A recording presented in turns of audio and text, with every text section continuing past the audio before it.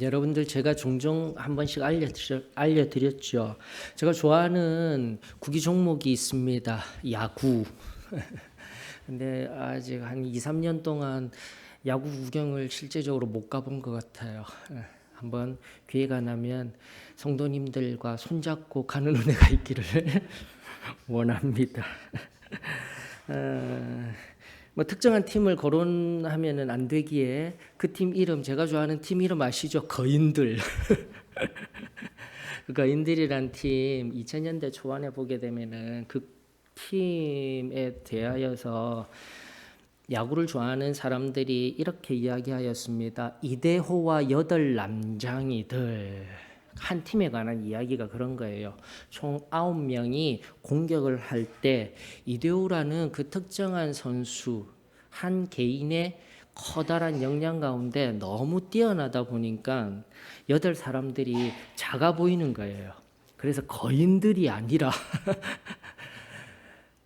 그냥 일반 사람, 이대호 한 명, 그 다음에 작은 난장이들. 그래서 비꼬우면서 2000년대 극심하게 그 팀이 어려움을 겪을 때 한 팀에 관하여서 야구를 아시는 분들 이해가 되어지는 이야기들입니다. 자, 그런데 오늘 본문 말씀에 보니까 성경 속에서요, 초대교회의 한 팀이 등장하게 됩니다. 곧 스데반이라는 분을 위시로 하여서 5절에 보니까 빌립과 브로고로와 니가노르, 디몬과 바베나와 유대교에 입교했던 안디옥 사람 니골라 총 7명. 그리고 우리가 이제는 그저 이 7명의 사람을 그냥 7명의 초대교회의 사람이 아니라 집사라고 이야기하고 있는 헬라어 디아코노스입니다. 지금 앞선 6장 1절로부터 5절까지의 강해를 통하여서 사역, 구제, 하나님의 일이라는 디아코니아를 행하는 사람, 이게 바로 디아코노스, 그리고 영어로 디컨이라고 하여서 오늘날 한국 교회 안에서 사용되어지고 있는 직분의 이름, 집사. 바로 그 집사의 성경적인 제일 처음에 시작이 되는 말씀이, 근본을 이루는 말씀이 6장 1절로부터 바로 5절에 나오고 있는 거예요, 여러분들. 그러나 분명한 것은 디아코노스라는 이 집사라는 직분적인 의미의 용어는 나중에 좀 가야 돼요. 나중에 초대교회를 넘어서 교회가 극심한 박해를 받게 되는 상황 속에서도 끝까지 견디며 변함없이 하나님의 일을 묵묵히 섬기던 자들을 집사라고 불렀다라는 것을 우리가 바르게 알았으면 좋겠습니다. 그죠? 오늘날 교회에 와서 몇 년간의 신앙생활을 함으로 말미암아 무분별하게 주어지는 직분이 집사가 아니라 초대교회로부터 시작된 이 집사라는 디아코노스라는 이 용어의 진정한 의미는 이제 8절에 보면 스데반이라고 하여서 스데반을 위시로 한 이 한 팀, 교회 안에 있었던 이 한 팀에 대한 이야기가 아니라 다시 한 번 더 역량이 있었던 한 사람, 스데반의 이야기와 함께 8장에 잠깐 빌립의 이야기가 잠깐 나오고요. 없어요. 5명의 특별한 이야기는 없어요. 그래서 성경이 맥락적으로 우리들에게 무엇을 얘기하고 있는지를, 성경이 말하는 바가 무엇인지를 우리가 명확히 깨달았으면 좋겠습니다. 자, 다시 한 번 더 오늘날 교회 안에 한 부분으로서의 한 팀, 그 속에 있었던 한 사람, 그 스데반이 어떠한 놀라운 일을 하는지 바로 이 본문으로부터 우리 8장에 이르기까지 그 놀라운 묵묵한 걸음의 걸음, 한 걸음 한 걸음이 오늘 여기에 모인 저와 여러분들에게 오늘 세상을 살아내며 세상 가운데 도전하고 참된 예수 그리스도의 생명을 비추어 낼 수 있는 귀한 모범의 사람으로 와닿아지기를 주의 이름으로 축원합니다. 앞서도 방금도 말씀드린 바와 같이 스데반에 관한 이야기가 쭉 나오게 될 것이고, 여러분들 뭐 중간에 있는 브로고로 뭐 바메나 이런 사람은 여기에 딱 등장하고 등장하지를 않습니다. 그 이름이. 근데 이제 뒤에 7번째 사람, 유대교에 입교했던 안디옥 사람 니골라라고 이야기를 하는데, 여러분들 요한계시록 2장에 보게 되면은요, 이 니골라와 비슷한 한 분파가 등장합니다. 니골라 당이라고 이야기를 합니다. 요한계시록 2장에 보게 되면 소아시아 7개 교회 가운데 에베소 교회와 서머나 교회 가운데 성도들에게 다른 교훈을 가르치던 사람의 이름이 바로 니골라 당이었던 거예요, 여러분들. 니골라 당. 그 다른 교훈은 특별한 것이 아니었습니다.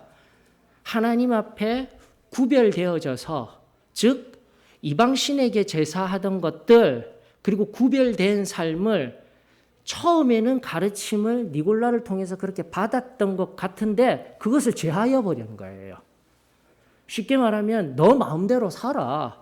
너 마음대로 살아도 괜찮아. 무엇 때문에 어렵게 예수라는 사람을 믿으면서 그 사람이 주인이라고 섬기면서 그 시대적으로 들어가게 되면은 로마 당시의 황제가 참된 신인데 무엇 때문에 그렇게 박해를 당하면서 힘들게 신앙생활을 해? 좀 더 교리적으로 들어갈까요? 우리 승리의 신앙을 겪으면서 왜 이토록 좁은 길을 걸어가야 해? 왜 하나님의 말씀 앞에서 힘겹게 나아가야 돼? 그것이 바로 요한계시록 2장에 등장하고 있는 니골라당의 교훈이었던 것입니다. 자유하라. 자유하라. 묶이지 말고, 율법에 묶이지 말고 자유하라. 자유하라. 오늘날 우리의 삶 속에서도 행여나 우리 교회 가운데, 그리고 우리의 신앙 가운데 니골라 당이라는 이러한 잘못된 교훈이 우리들의 신앙의 삶 가운데 있지 않은지 살펴봐야 돼요. 그래서 초대교회 교부들이라고 이야기를 합니다. 예수님의 12제자, 제자들의 제자들을 교부들이라고 해요. 약 AD 100년에서 150년 사이, 200년까지도 확장해서 그때 활동하던 교부들 중에 이레니우스라는 사람은 분명히 여기에 나오는 니골라가 요한계시록에 등장하는 그 니골라를 근원으로 한 니골라 당이야라고 이야기를 합니다. 근데 그에 반해서 클레멘스라는 교문은 아니야. 그냥 동명이인일 뿐이야라고 이야기를 합니다. 비슷한 이름의 사람이야. 왜냐하면 초대교회에 정말 신실한 사람으로서 초대교회에 제일 처음에 일꾼으로 섬긴 자가 어떻게 그 요한계시록이 기록되던 당시 AD 100년경에 니골라 당이라는 그 교훈, 자유하라, 하나님의 말씀 없어도 괜찮아, 예수님 제대로 안 믿어도 괜찮아, 어쨌든 구원받을 수 있어, 잘 살아낼 수 있어라고 가르치는 교훈의 근원이 될 수 있겠어라고 이야기를 하였던 것이죠. 여러분들, 우리가 성경을 바라보면서 항상 오늘날의 상황 속에서 우리는 성경을 바라보고 지구 반대편에 일어나는 일도 실시간으로 아는 지금의 사회입니다. 그러다 보니까 왜 이런 성경적인 디테일, 좀 더 세밀한 묘사와 설명들이 필요하냐면은 지금의 시대에는 소아시아라는 아주 작은 지역인 것 같아요. 오늘날로 치게 되면은 그 가나안 지역에 그렇게 크지 아니하는 터키 지역에 그 지역을 소아시라고 하는데 거기에서도 서로 다른 이야기를 하는 이유가 뭘까? 그냥 전화 한 통화 걸면 되는데 인터넷 검색하면 되는데 근데 그런 시대가 아니다라는 거죠. 아니다라는 거죠. 그러므로 이 시대에 우리가 하나님의 말씀을 살필 때에는 항상 그 당시의 시대적 정황을 살피고 왜 이런 것들이 중요한지, 지금처럼 즉각 정보가 내가 알기만 하면 네이버 하나님을 통해서 알 수 있는 그러한 시대성 속에서의 하나님의 질서에 의한 권위들이 점점 식어감에 있어서 이 당시 니골라가 무엇이 중요하고 니골라당이 뭐가 그렇게 중요할진데가 아니라 이때는 전혀 서로 소통하지 못하며 어제 일어난 일도 한참 지난 뒤에 아는 그 시대성 속에서 진리를 바르게 아는 것이 중요하다라는 것이었습니다. 자, 그런 의미에서 오늘 여기에 나오는 사람들 다시 한 번 더 왜 지금 이렇게 하나님의 말씀 5절의 말씀에 있는 이 팀원들 한 사람을 바라보면서 네 사람의 이름은 전혀 등장하지도 아니하고 니골라라는 한 사람이 겨우 등장하였는데 요한계시록 이 서신의 마지막 끝에 가서는 완전히 하나님을 제대로 믿는 신앙의 근원이라고 여겨지지 아니하는 자리에까지 나아갔을까? 우리 자신을 뒤돌아볼 수 있어야 되는 거예요.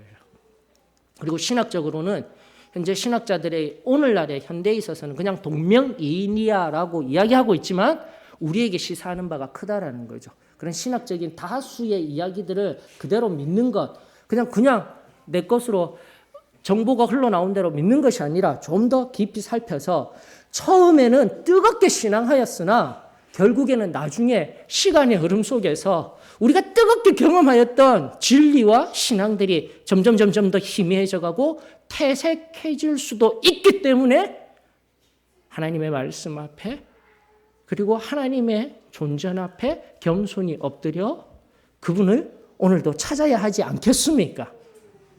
내가 제일 처음 받았다라는 그 신앙만 가지고 오늘의 신앙을 살아가는 인생이 아니라 다시 한 번 더 이 본문 속에 니골라가 나중 요한계시록에 나왔던 니골라 당의 근원이 될 수도 있었다라는 그 관점 속에서 오늘 나 자신의 신앙을 점검하며 나의 제일 처음 순전하였던 신앙이 행여라도 그 속에서 이것도 빠지고 저것도 빠져서 하나님의 기쁨이 되지 못하고 있지는 아니한지 오늘 말씀 앞에서 겸손히 점검하는 은혜가 저와 여러분들에게 있기를 원합니다.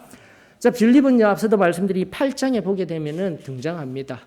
빌립은 8장에서 사마리아 선교를 하며 놀라운 일을 일으키는 신실한 분으로 등장되어지고 있습니다. 우리 8장 강의할 때 우리 빌립을 좀 더 살펴볼 수 있기를 원하고, 자, 오늘 스데반, 여러분들 스데반을 보셔요. 제가 왜 스데반을 중요하게 여기냐면 또 우리가 5절을 잘못 이해하고 있는 말씀을 좀 더 깊게 보십시다. 잘못 이해하고 있는 것 중에 하나가 여러분 잘 보셔요. 5절에 5의 2절은 이미 계속적으로 강해하였습니다.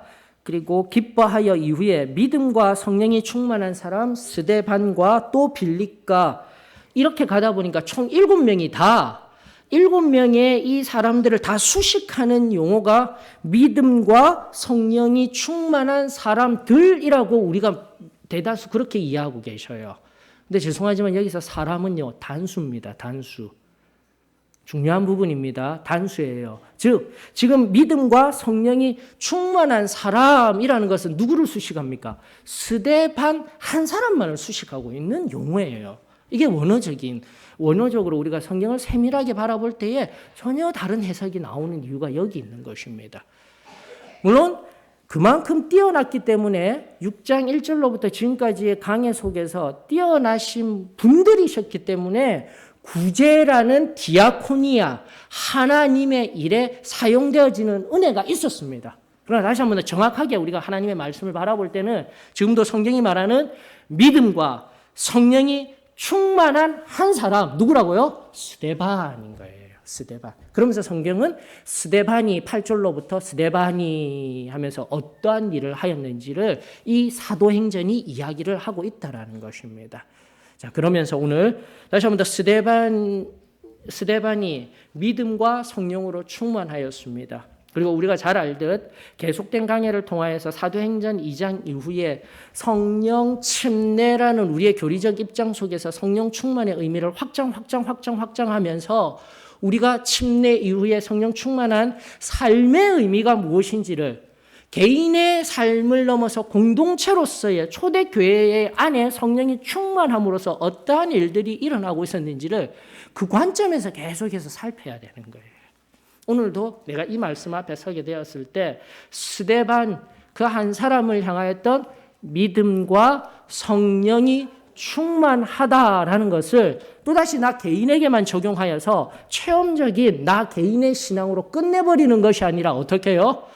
초대교회 당시에 이 믿음과 성령으로 충만하였던, 나가 믿음과 성령이라고 이분화되어진 이 용어들을 통하여서 계속적으로 성경 전체와 우리 교리가 이야기하고 있으며 또다시 복음의 의미들의 명확한 그리고 참된 구원이 무엇인지를 명확히 하고 있는 체험적인 신앙과 우리의 교리적인 용어로요. 체험적인 신앙과 어떻게 해요? 승리의 삶, 신앙과 삶의 영역이 온전히 믿음과 성령의 충만함으로 이루어지며 나아가게 될 때 그것을 하나님이 기뻐하십니다.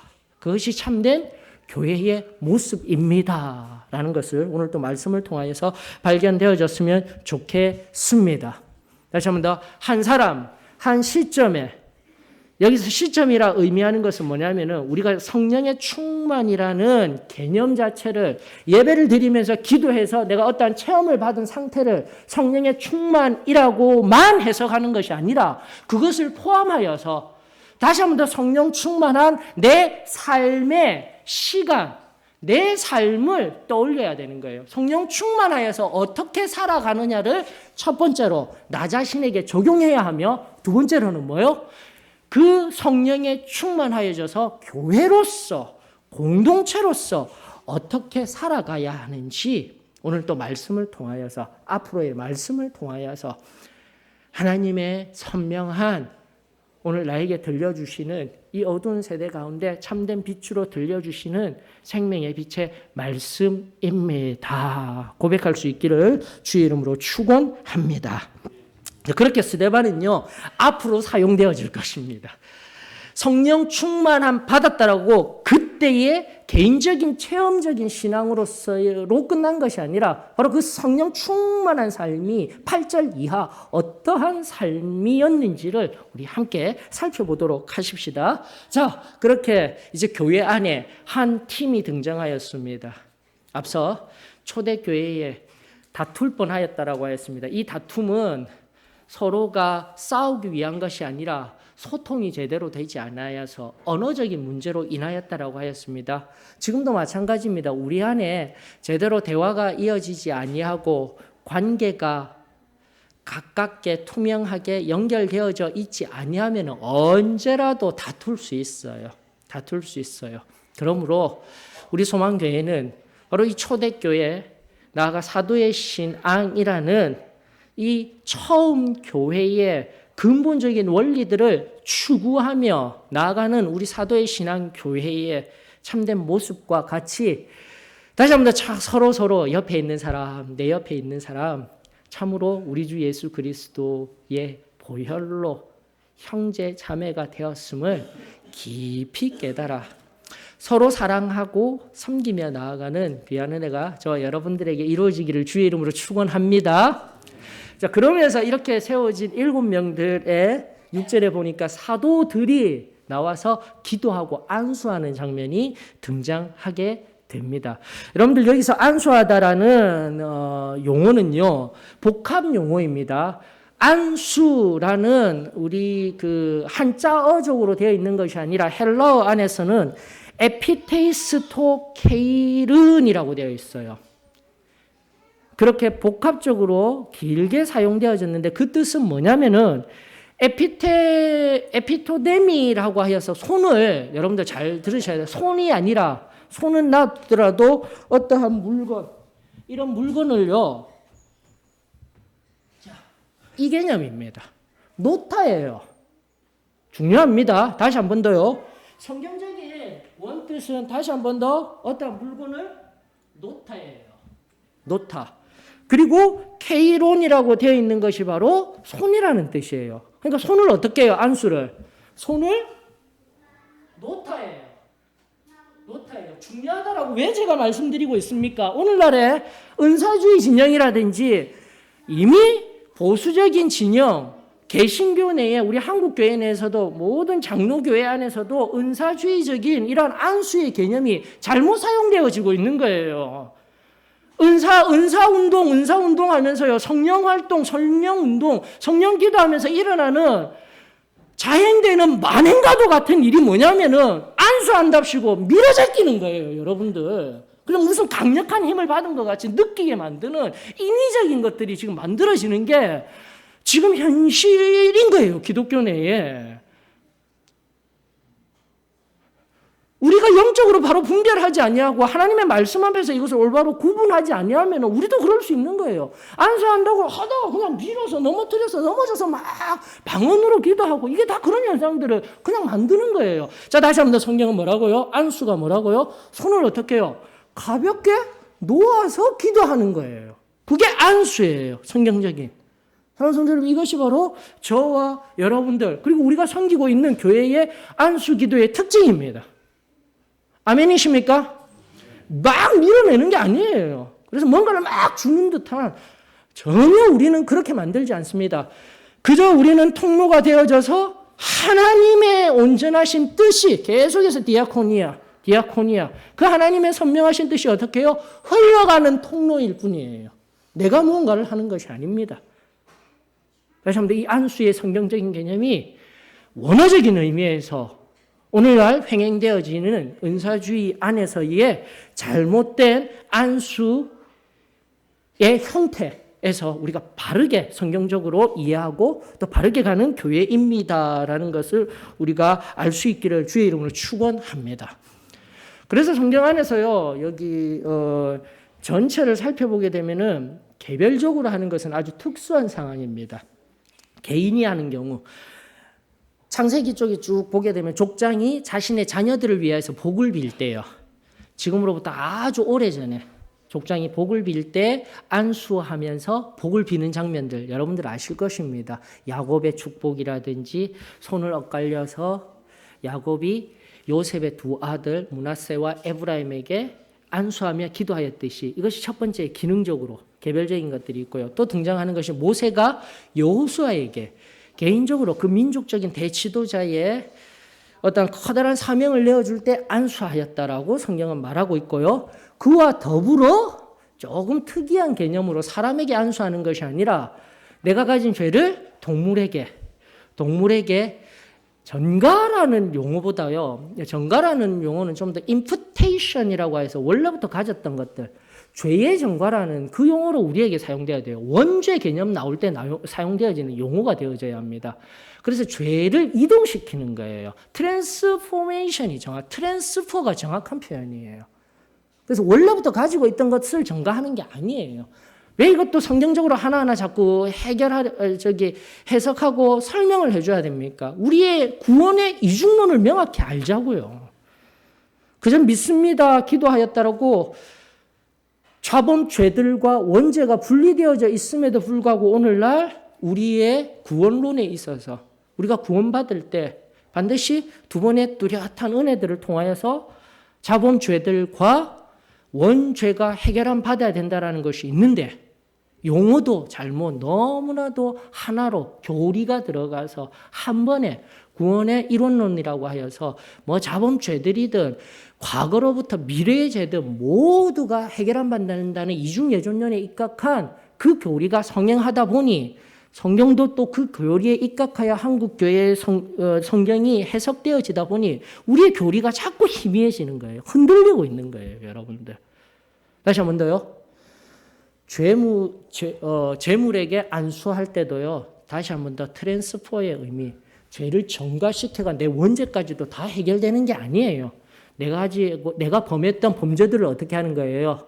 다시 한 번 더 이 죄물에게 소나 양이나 뭐 비둘기든 어떠한 재물에게 나의 죄를 이동시킨다라는 개념의 성경 구절이었습니다. 이 안수만 가지고도 어쩌면 많은 부분들을 설교가 아닌 또 성경 공부의 형식으로도 우리가 살펴볼 수가 있습니다. 그러나 조금만 지금 안수가 나왔을 때 이런 이야기들을 명확히 하였으면 좋겠습니다. 그러면서 레위기서에서 모세가 여호수아에게 개별적으로 안수한 연후에 레위기를 통한 제사법에 의거한 안수의 개념을 조금 더 옆으로 따로 떼어내서 특징적으로 우리가 살펴보아야 하고요. 세 번째가 어디에서 등장하게 되냐면 신약으로 넘어와서 예수님이 아이들이 왔을 때 아이들이 오게 되었을 때 유대뿐만이 아니라 오래된 우리 모든 세상의 문화권 속에서는 아이들이나 여자들을 비천하게 여겼었어요. 그 당시 유대교 상황 속에서도 남자와 여자는 따로 예배드리는 것이 유대교의 예배의 원리였습니다. 그랬을 때 아이들이 예수님에게 나오고자 할 때 아이들이 오는 것을 나에게 막지 마라 라면서 아이들을 안고 어떻게 하셔요? 안수해 주시는 거예요. 안수해 주시면서 복을 빌어 주는 거예요.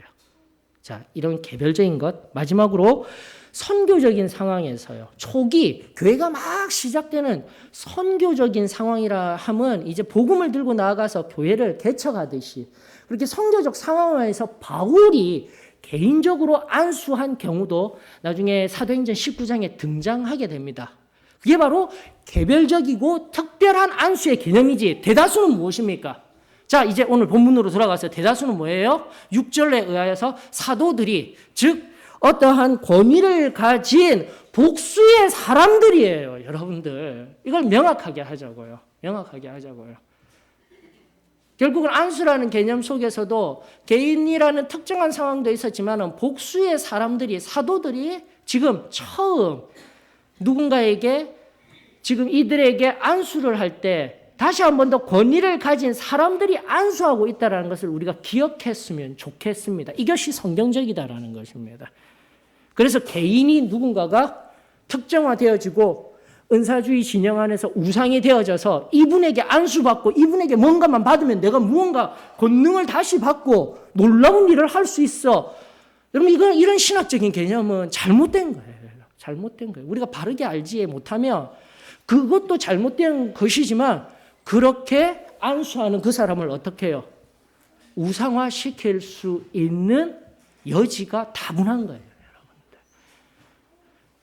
올바른 성경적인 입장 안에서의 안수, 다시 한 번 더 우리가 우리의 지금 신앙의 영역에 있어서 바르게 이루어져야 한다라는 것, 오늘 하나님이 들려주심에 이 시간 감사를 드립니다.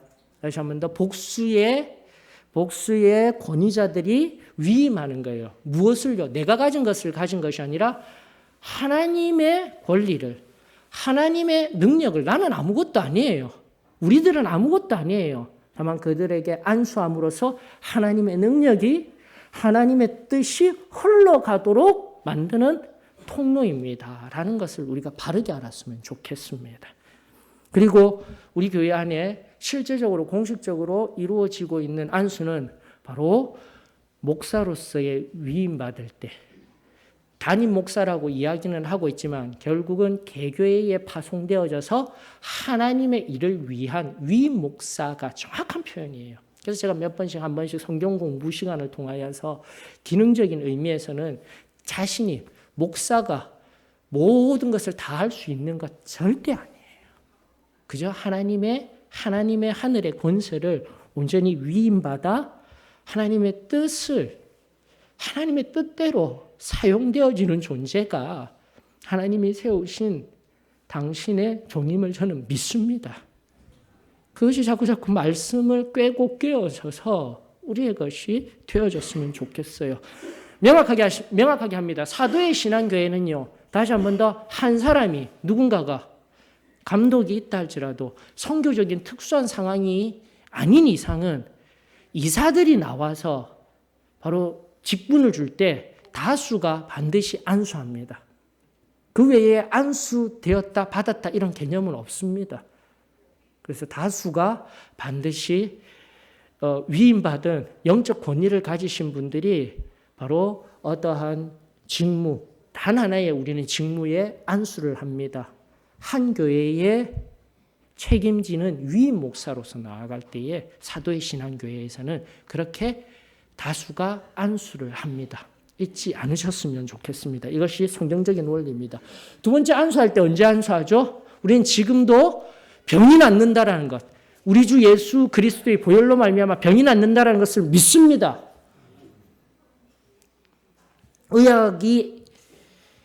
의학이 병을 낫게 하는 것은 2차적입니다. 아닙니다가 아니에요. 2차적입니다라는 것은 의학으로도 병을 나을 수 있습니다. 그러나 우리가 믿음으로 병을 낫습니다라는 것이 참된 신앙인의 고백이 되어져야 하는 거예요. 식어지면 안 되는 거예요. 그리하였을 때도 예외적인 상황을 빼고 다시 한 번 더 말씀드립니다. 둘 이상의 복수자가 안수해야 합니다. 이게 교리적인 우리의 일반적인 가르침이에요. 왜입니까? 계속적으로 지금 알려드리고 있습니다. 왜? 그 사람이 교만해지지 아니하도록, 내가 이 사람을 안수하여서 이 사람이 병을 낫게 하였다라는 그 교만한 마음조차도 우리 가운데 없이 하도록. 본부교회에 캠프 집회를 가게 되면 목사님들이 쭉 앉아 계시잖아요. 절대 정말 아무도 없을 때는 예외적으로 혼자서 기도하실 수도 있지만은 누가 기도를 요청하게 되면 항상 둘 이상의 옆에 계신 분과 함께 안수하며 기도하여서 누가 한다고요? 하나님이 치료하십니다라는 것을 명확히 하는 거예요. 이것이 우리가 가진 교리입니다. 그리고 성경적인 안수의 법칙입니다. 우리 잊지 아니하였으면 좋겠습니다. 그래서 우리도 앞에서 나와서 기도할 때도 할 수 있는 한 혼자 기도하는 것이 아니라 옆에 성령 침례 받은 이상의 분들이 함께 합심하여서 기도하는 것, 그것은 성경적인 원리에 근거한 신유에 관한 안수의 원칙입니다라는 거죠. 그리고 마지막 세 번째, 특별히 아이들을 위하여 기도할 때 안수 가볍게 할 수 있습니다. 그리고 그 외에는요, 함부로 안수하면 안 됩니다. 디모데전서 5장 22절을 보십시다.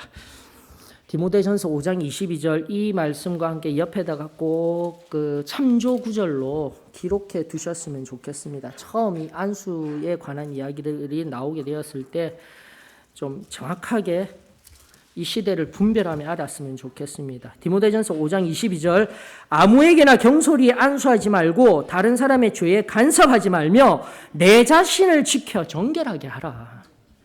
이것이 바로 후에 등장하게 되는 교회의 어려운 상황 속에서 특별히 목회 서신을 통하여서 디모데전서라는 목회 서신을 통하여서 목회자들에게 사도 바울이 하나님의 마음을 간곡하게 대변하고 있는 거예요. 그 시대에는 어떻게 되었다고요? 그 시대도 막 안수하며 무분별함들이 있었다라는 것을 반증하는 것입니다. 오늘날 은사주의뿐만이 아니라 초대교회 내에서도요. 이러한 가르침들이 횡행하였기에 다시 한번 더 사도 바울이 디모데 그 젊은 목회자에게 권면하며 아무에게나 경솔히 안수하지 말며 죄도 마찬가지예요. 함부로 간섭하지 말고 먼저 내 자신을 정결하게 하며 또 다른 말씀들 찾지 않아야 해도 죄를 간섭하지 말라고 입도 뻥긋하고 있지 못하라는 것이 아니라 사랑함으로 우리 갈라디아서 6장 1절 지난주에도 함께 나누어 드렸습니다. 형제를 사랑함으로 온전한 겸손한 심령으로 바로 잡아야 된다. 그물을 바르게 펼치듯 일상 가운데 사랑의 권면으로서 자연스럽게 죄를 일깨워 주며 그가 바로 설 수 있도록 사랑의 권면을 행하는 것. 이것이 바로 사도의 신앙교회가 나아가 초대교회가 아니 하나님의 말씀의 생명의 군원들이 우리들 가운데 말씀하시고 명령하시는 오늘날에 흔들리지 말아야 할 교리의 근본입니다라는 것을 우리가 새롭게 하였으면 좋겠습니다. 그러므로 기도를 제대로 하지 못하는 어린이들에게는 가볍게 안수하듯이 기도할 수 있습니다. 그러나 그 외의 것들은 우리가 복을 빌어준다고 서로 빌어준다고 함부로 안수하는 행위와 같이 함부로 행하는 것들에 대해서는 엄격히 우리 말씀에 의한 기준을 가지고 있습니다라는 것을 우리가 새롭게 우리의 심령 가운데 새겼으면 좋겠습니다. 자, 말씀의 결론으로 갑니다. 그러므로 우리는 교회의 권위와 질서를 존중해야 합니다. 아니 엄밀히 말하면 성도의 순종 안에 교회의 질서 가운데 이 사도들을 통하여서 하나하나 세워져 나아가는 교회의 한 걸음 한 걸음이 얼마나 귀한지요. 오늘도 우리 교회가 사도성에 근거한 하나님이 태초로부터 우리 주 예수 그리스도를 통하여서 이 땅 가운데 참된 생명을 드러내기를 원하셨던 그 교회의 사도성이 오늘도 질서 속에서 하나님의 엄위한 권위 아래에서 우리들 가운데 온전히 흘러갈 수 있기를 주의 이름으로 축원합니다. 자, 야구로 시작했으니까 야구로 결론을 좀 맞춰보십시다. 그런데 저만 야구를 좋아해야 하는 것 아닌지는 모르겠습니다.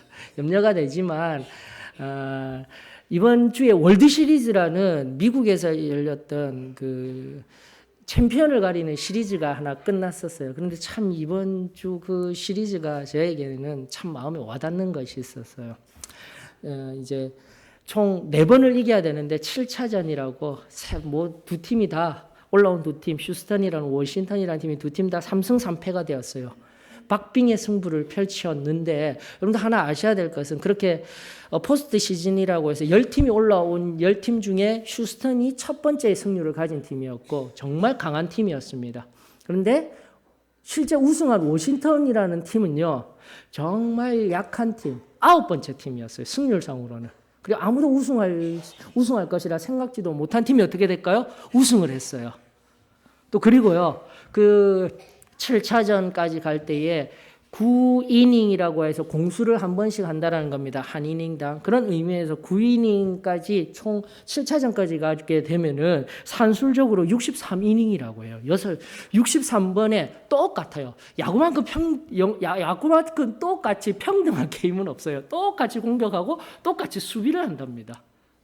그러면서 제가 희생번트의 의미도 언젠가는 알려드렸었죠. 그래서 성경적이고 신앙적인 의미의 적용거리를 끄집어낼 곳이 많아요. 홈런 한 방 치는 것보다 내가 희생해서 한 사람을 점수 내게 하도록 가는 것들, 그런 것들을 보면서 야, 나도 저렇게 살아야 될 텐데. 그래서 막 홈런 치고 막 이렇게 하는 것보다 하나님 희생번트의 삶을 사는 인생이 되게 하여 주시옵소서.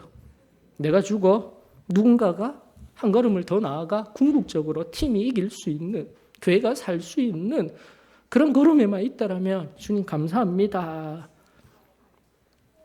그런 적용점들도 우리가 끄집어 올릴 수 있습니다. 그런데 왜 제가 이렇게 자잘자잘하게 이야기를 하냐면은 바로 그 63이닝 동안 60이닝이 끝날 때까지 그 팀이 이기고 있었던 거예요. 60이닝 동안 총 스코어 30점을 냈고요. 27점 냈어요. 그랬는데요. 딱 3이닝 남았는데 3번의 공격이 남았었는데 바로 3번에 남았던 7회에 3점을 내어서 동점을 만들어버린 거예요. 그러고 나서 또 무슨 일이 일어났을까요? 팀이 강하니까 점수 낼 수 있겠죠. 이 팀도 낼 확률이 높겠죠. 근데 점수를 내지 못하고 8회에 또 한 점 내서 완전히 역전시키는 거예요. 굳혀져 가는 거예요. 9회 마지막 2점을 더 내어버렸어요. 이겼던 경기. 저 개인적으로는요. 야구를 좋아하는 팬으로서는 와, 이번 진짜 시리즈가 정말 대단한 시리즈였다. 여러분들, 저는 우리 성도들이 바로 이 사실을 좀 알았으면 좋겠어요. 내 평생의 삶 속에서요. 행여라도 63이닝이 있었다라는 그 시리즈의 그 시간 속에서요. 60이닝 동안 지고 있을 수 있어요. 어쩌면 세상이 우리를 핍박하면서요. 우리의 삶 전반적으로 우리를 사단이 억누르고 우리를 공격하며 우리를 힘겹게 하며 그 힘겨움 속에서 아파하고 신음하며 살아갈 수 있어요. 그러나 하나님이 오늘 당장 오셔서 우리의 60이닝과도 같았던 비참하고 처참한 인생에서 하나님이 단 3이닝 남았을 때 어떻게 하시겠다고요? 내가 너를 이렇게 세우리라. 내가 너와 함께 하겠노라.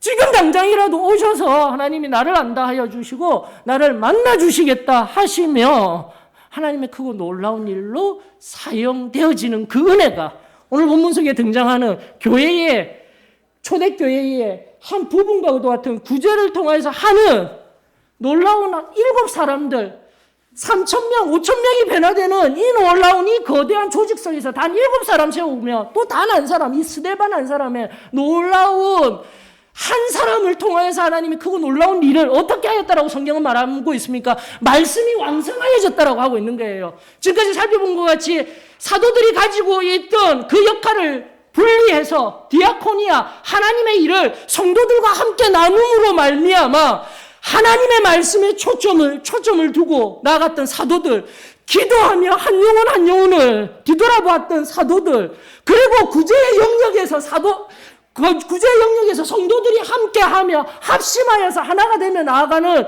이 하나님의 일을 나누며 교회가 온전히 서로 나뉘어진 자리에서 기능적으로 하나가 되어져 나아갔을 때에 바로 하나님의 말씀이 흥왕하였으며, 그냥 성도 수가 늘어난 게 아니라 성경은 말하기를 제자의 수가 늘어났다라고 성경은 말하고 있는 거예요.